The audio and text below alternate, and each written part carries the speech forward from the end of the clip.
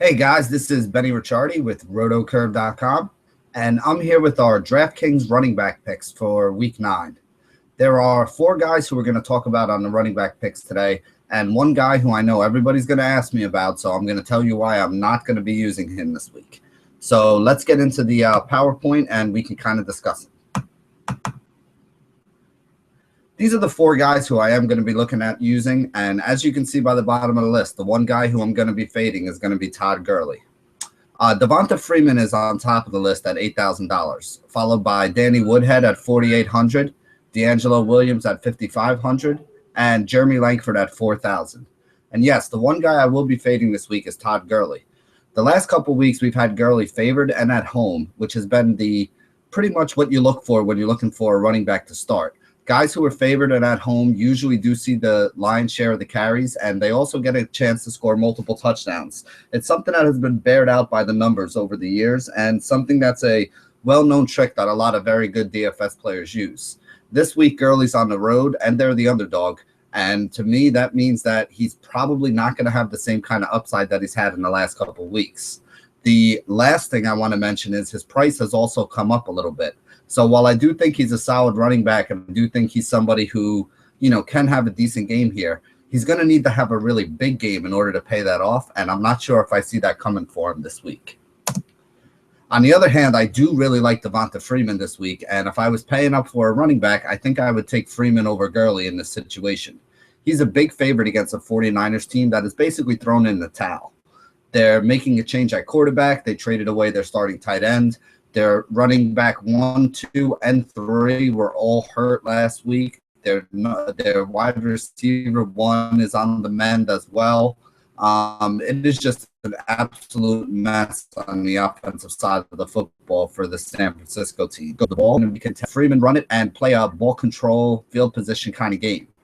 Now, Freeman doesn't have a TD in his last 2 weeks, but he still rushed for 260 total yards.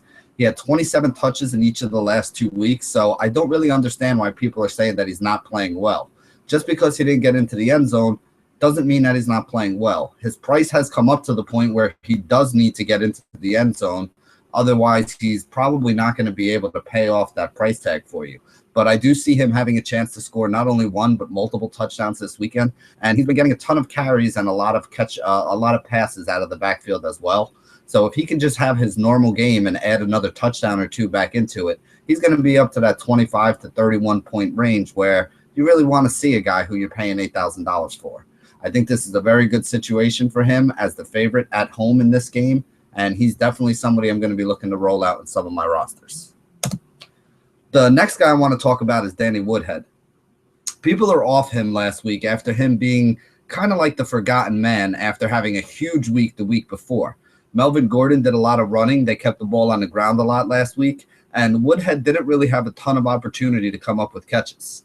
Right now, though, we have Keenan Allen out, and Ladarius Green is doubtful. So that's a ton of targets that had been going towards those 2 guys that are going to be out there. While I do think some of the wide receiver options, guys like Stevie Johnson and Malcolm Floyd, are going to be picking up a few of those, and Antonio Gates being back could pick up a few as well. Gates is still pretty banged up, and he may, do the same thing he did in the last game where he plays a couple snaps, gets a hit the wrong way or lands the wrong way on his ankle and winds up coming out. If that's the case, they're really going to be hurting for pass catchers, and Woodhead's one of the better ones that they have, especially for the short passing game. He has been a force in the passing game this year, and this is a game with a high total of 50 points where people expect to see San Diego throwing the ball. If San Diego is going to throw it 40 to 45 times, with a couple of the pass catchers that usually see a lot of those targets out, there's going to be a lot of targets that opened up, and Danny Woodhead could be one of those guys who picks up a few extra ones. His price is also pretty generous at only $4,800.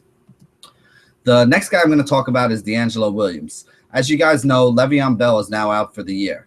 Williams is going to step in and be the every down back, just like Le'Veon Bell was. He gets the carries on 1st and 2nd. He'll be in there in passing downs on 3rd, and he's probably also going to be the guy who gets the goal line work.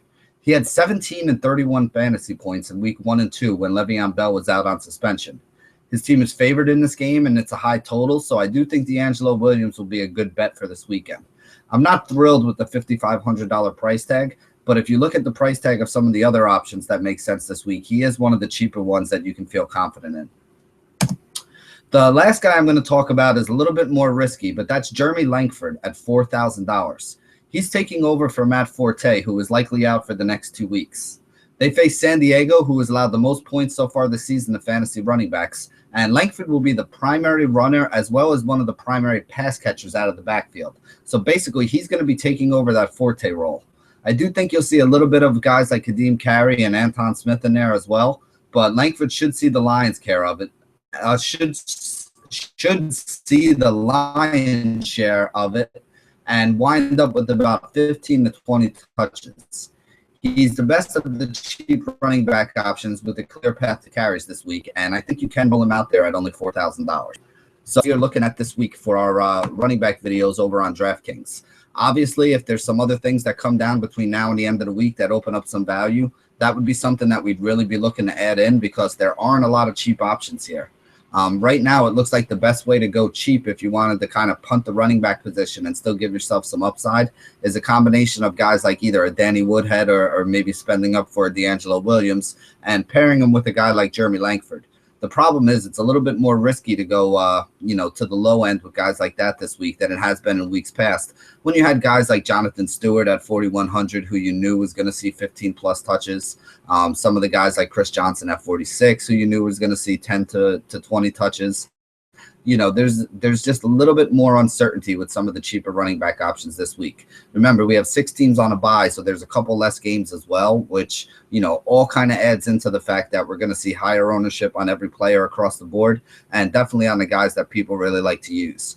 I do think that Gurley is going to be incredibly high owned, but for me, this might be the week to try to fade him in tournaments. I think you can still use him in cash. Again, like I said, I don't really love it. It's not the perfect matchup like he's had the last couple weeks, but again, at a position that's been pretty tough to fill lately, I do still think that he's one of the better ones. He's one of the few guys that's been racking up 100 yards a game, and he has been getting into the end zone a little bit more lately, which, as we said, last week was one of the lowest running back scoring total weeks that we've had. I do also like guys like Jeremy Hill if you're playing the Thursday game. I also think if you knew or get a little bit of news about that Denver situation, Hillman and CJ Anderson both looked pretty good last week. My only problem is they both got carries, and they're probably both going to get carries going forward. So I don't know if either one of them is really going to offer you enough touches to be a safe bet to pay off their salary. If you hear that the coach says he's going to go heavier on one than the other, people were jumping all over Hillman because he had the first crack at it. But CJ Anderson actually looked like, he was running pretty well last week too. So maybe they figured out something with that Denver running game. My biggest problem, like I said, is that I don't know which one of these two guys is the one that I really want to target heavily. So that wraps it up for our running back videos for week 9. Thank you for joining us here at RotoCurve. And as always, stay classy, DFS.